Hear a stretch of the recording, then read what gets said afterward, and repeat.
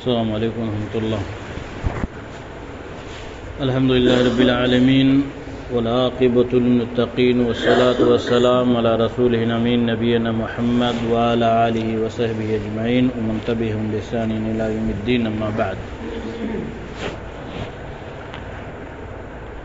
آج کے اس درس میں توحید الوہیت کیا ہے، جو توحید کی دوسری اور اہم قسم ہے، اس کے تعلق سے کہ توحید الوہیت کے معنی کیا ہیں، اس کا مطلب کیا ہے، اس کی دلیل کیا ہے اور اس کی اہمیت کیا ہے. پہلی چیز یہ ہے کہ الوہیت یہ مشتق ہے، نکلا ہے الہ کے نام سے، اس میں الہ سے، جس کے معنی ہوتے ہیں معبود، اور یعنی جس کی عبادت کی جائے. اور الہ اللہ تعالیٰ کے اسماء حسنہ میں سے ایک نام ہے، اس لیے الہ کا نام رکھا جانا درست ہے، یعنی عبد الالہ. یہ الہ اللہ تعالیٰ کے اسماء حسنہ میں سے ہے. اور الوہیت یہ اللہ تعالیٰ کے جو صفات عظمیٰ ہیں، جو بڑے بڑے صفات ہیں اللہ تعالیٰ کے، ان صفات میں سے ایک اہم صفت ہے، اور یہ اللہ تبارک و تعالیٰ ہی کے لیے خاص ہے. اور معبود حقیقی صرف اللہ تبارک و تعالیٰ ہی کی ذات ہے. اور جتنے بھی چیزیں ہیں عبادت کے تعلق سے، وہ اللہ رب العالمین ہی کے لیے ہے، کیونکہ وہی خالق ہے، رازق ہے، اور تمام صفات کمال سے وہ متصف ہے،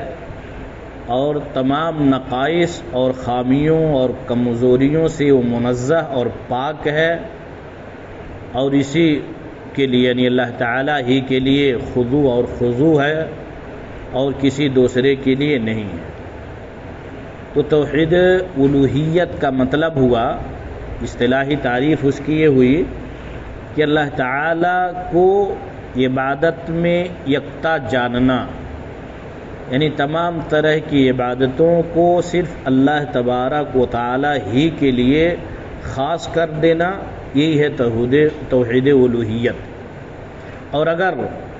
بندے کو علم یقین ہو جائے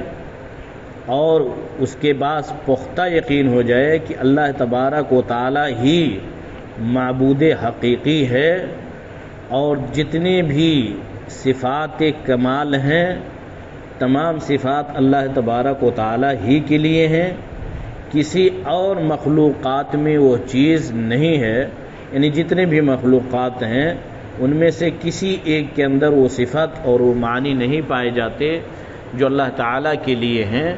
تو ضروری ہے، مستحق وہی ہوا کہ اللہ تعالیٰ ہی کے لیے عبادت کی جائے. اور جتنی بھی عبادت کی قسمیں ہیں، چاہے وہ ظاہری ہوں باطنی ہوں. ظاہری کی مثال خصوصاً ارکان جو اسلام ہیں اس کا تعلق ظاہر سے ہے، یعنی جیسے کلمہ توحید کا اقرار کرنا زبان سے، نماز کی ادائیگی ہے، زکوٰۃ دینا، روزہ رکھنا، حج کرنا، یہ ظاہری ارکان ہیں اور ظاہری اعمال ہیں. اور اسی طرح سے جو باطنی اعمال ہیں، یعنی اللہ تعالیٰ پہ ایمان رکھنا، اس کے فرشتوں پر، اس کی کتابوں پر، رسولوں پر، اور آخرت کے دن پر، تقدیر کے خیر اور شر پر، یہ جو چیزیں ہیں اس کا تعلق باطن سے ہے، اندرونی چیز سے ہے، اور اسی کو ارکان ایمان بھی کہا جاتا ہے. اور ارکان جو اسلام ہے اس کا تعلق ظاہر سے ہے. اور اسی طرح سے امر بالمعروف اور نہی عن المنکر، اور والدین کے ساتھ صلہ رحمی اور رشتہ داروں کے ساتھ صلہ رحمی، ان تمام چیزوں کا تعلق ظاہر سے ہے. تو یہ تمام چیزیں یہ ہیں، یعنی اس سے معلوم ہوا کہ جتنی بھی قسم کی عبادتیں ہیں، چاہے وہ ظاہر ہوں یا باطن، قولی ہوں یا فعلی ہوں، زبانی ہو، کسی بھی طرح سے، وہ تمام عبادتیں صرف اللہ تبارک و تعالیٰ ہی کے لیے ہے. اور اسی لیے علامہ ابن تیمیہ رحمہ اللہ نے عبادت کی جو تعریف کی ہے جامع، کہ عبادت کیا ہے؟ عبادت اسم جامع لکل ما، یعنی ہر وہ اس ہر وہ چیز جو اللہ تعالیٰ کے لیے کیا جائے، چاہے زبانی ہو یا عملی طور پر ہو، ظاہری ہو یا باطنی ہو، اللہ تعالیٰ کو خوش کرنے کے لیے کیا جائے، وہی عبادت ہے۔ انسان اگر دنیاوی کام بھی مشغول ہے اور ارکان اسلام اور ارکان ایمان کی ادائیگی کے ساتھ ساتھ، تب بھی اس کا وہ عمل عبادت میں شمار ہوگا۔ بہرحال یہ عبادت کی توحید الوہیت کی تعریف ہوئی۔ اب اس کی دلیل کیا ہے؟ قرآن کریم کے اندر اللہ تعالیٰ نے کئی ناحیوں سے اور کئی طرح سے انسانوں کو سمجھانے کی کوشش کی ہے کہ انسانوں کے سمجھ میں آ جائے کہ توحید الوہیت کیا ہے۔ کئی طرح سے کہیں پر اللہ تبارک و تعالیٰ نے اپنی عبادت کا حکم دے کر کے لوگوں کو سمجھایا ہے کہ لوگوں کو چاہیے کہ وہ میری عبادت کریں۔ اللہ تعالیٰ نے فرمایا یا ایھا الناس اعبدوا ربکم الذی خلقکم والذین من قبلکم لعلکم تتقون، کہ اے لوگو تم لوگ اپنے رب کی عبادت کرو۔ اسی طرح سے دوسری جگہ فرمایا واعبدوا اللہ ولا تشرکوا بہ شیئا، لوگو اللہ تعالیٰ کی عبادت کرو اور اس کے ساتھ کسی کو شریک نہ کرو۔ اور تیسری جگہ فرمایا وقضى ربک الا تعبدوا الا ایہ،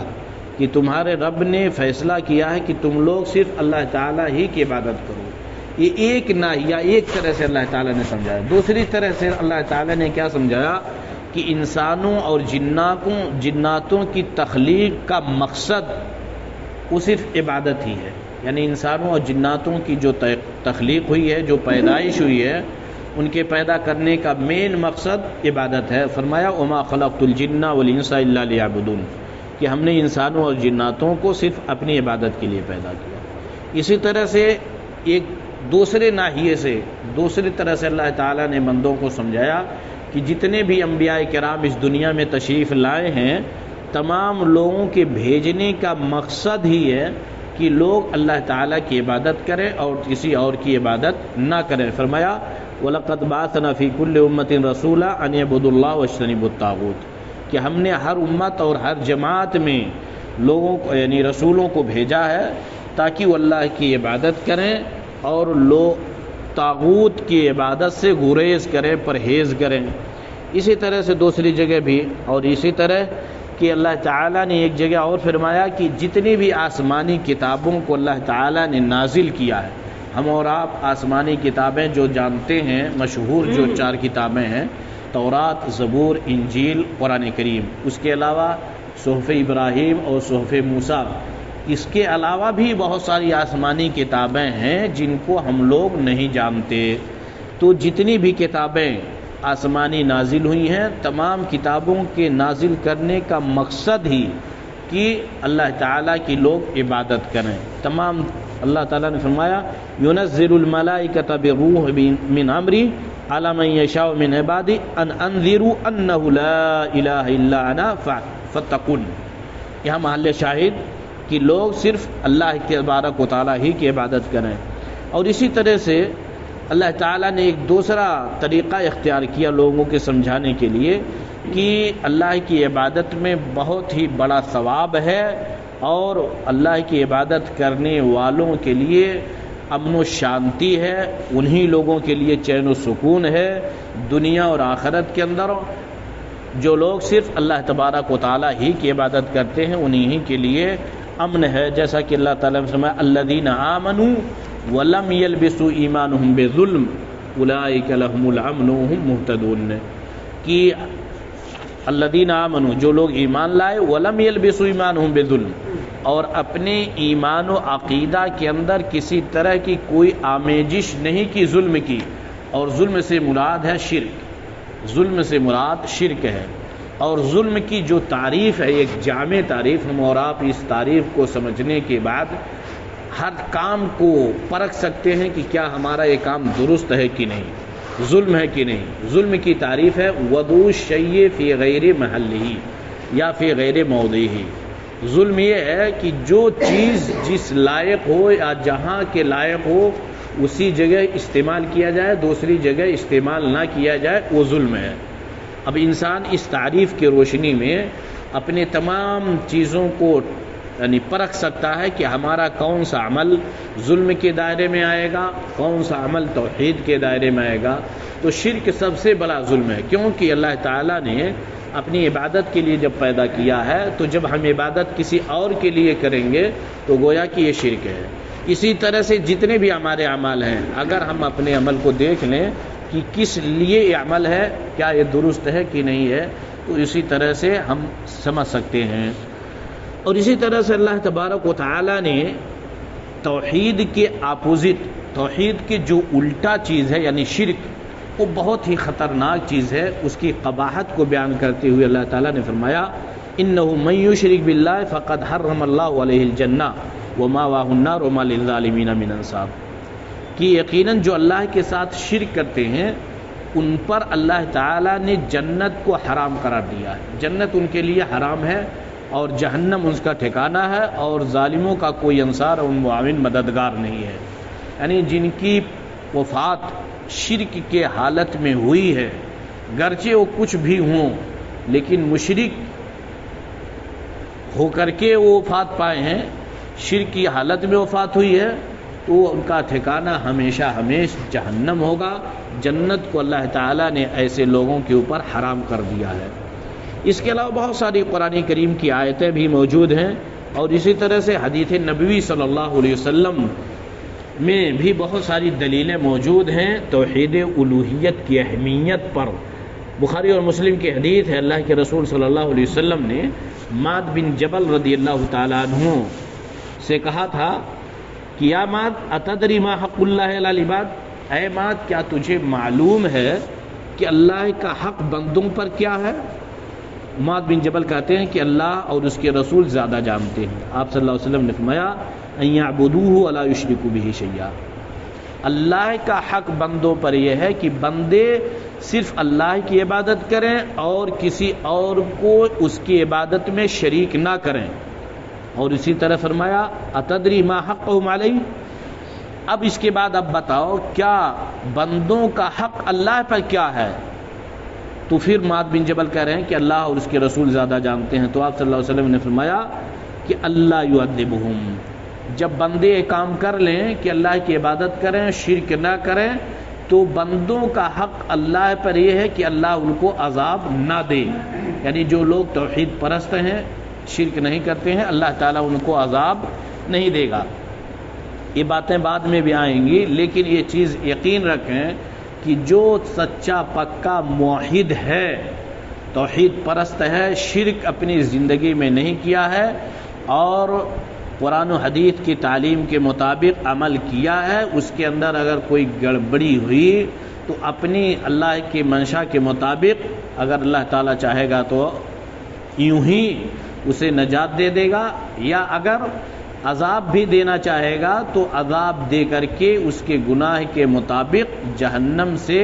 نکال کر کے جنت کے اندر داخلہ کر دے گا۔ یعنی موحدین کی یہ یعنی بہت ہی بڑی خوبی ہے کہ جو توحید پرست ہیں، جن کے ہاں شرک نہیں ہے کسی بھی طرح کی، تو ان کا نجات اور ان کا آخری ٹھکانہ جنت ہی ہے۔ اس طرح معاذ بن جبل رضی اللہ تعالیٰ عنہ کو بھی جب آپ صلی اللہ علیہ وسلم نے دعوت و تبلیغ کے لیے یمن کی طرف بھیجا تھا تو وہاں سب سے پہلے جس چیز کی دعوت کی آپ نے ہدایت کی تھی وہ یہ کہ لوگوں کو کہیں ان یوحدوا اللہ، کہ لوگ صرف اللہ تبارک و تعالیٰ کی وحدانیت کا اقرار کریں، کسی اور کی عبادت نہ کریں۔ دوسری اور روایت میں بخاری کی ہے، عبداللہ بن مسعود رضی اللہ تعالیٰ عنہ راوی حدیث ہیں کہ آپ صلی اللہ علیہ وسلم نے فرمایا من مات وهو يدعو من دون اللہ ندا دخل النار، کہ جو شخص ایسی حالت میں وفات پائے جو اللہ کے ساتھ کسی اور کو شرک کرتا یعنی پکارتا تھا، بلاتا تھا، عبادت کرتا، دخل النار، تو جہنم میں داخل ہوگا۔ یعنی یہ شرک کی قباحت ہے اور توحید کی عظمت یہاں بیان ہے کہ جو مشرک ہیں ان کا ٹھکانہ جہنم اور جو موحدین ہیں ان کا ٹھکانہ جنت ہوگا۔ اس کے لیے اس کے علاوہ دوسری اور روایت میں اللہ کے رسول صلی اللہ علیہ وسلم نے فرمایا من لقی اللہ لا یشرک بہ شیئا دخل الجنہ ومن لقیہ یشرک بہ شیئا دخل النار، کہ جو اللہ تعالیٰ سے ایسے حالت میں ملاقات کرے جس نے کبھی شرک نہیں کیا ہے کسی بھی چیز کے اندر، تو جنت میں داخل ہوگا، اور جو اللہ تعالیٰ سے ایسے حالت میں ملاقات کرے جس نے کچھ بھی شرک کیا ہے تو وہ جہنم میں داخل ہوگا۔ یہ توحید الوہیت کی تعریف اور اس کے جو ہے اہمیت، اور کئی ناحیوں سے قرآن کریم کے اندر اللہ تبارک و تعالیٰ نے لوگوں کو توحید الوہیت کی طرف بلایا ہے اور کئی ناحیوں سے سمجھایا ہے، اور احادیث رسول صلی اللہ علیہ وسلم کے اندر بھی توحید کی اہمیت کو اجاگر کیا گیا ہے اور شرک سے روکا ہے۔ پھر اس کے بعد دوسرے چیزیں اس توحید کی اہمیت کیا ہے اور یا رسولوں کے دعوت کی اساس اور بنیاد کیا ہے، اس کے تعلق سے باتیں ہوں گی۔ اللہ تعالیٰ سے دعا اللہ تعالیٰ ہم تمام لوگوں کو توحید سمجھنے اور سمجھ کر توحید کے مطابق کتاب و سنت کی روشنی میں عمل کی توفیق عطا فرما، اور شرک سے اور اس کے جتنی بھی چیزیں ہیں تمام چیزوں سے ہمیں محفوظ رکھ۔ اللہ تبارک و تعالی ہم سب کو نیک نیتی کے ساتھ عمل صالح کی توفیق دے، آمین۔ وصلی اللہ علی نبینا محمد وعلی آلہ وصحبہ وسلم تسلیما کثیرا۔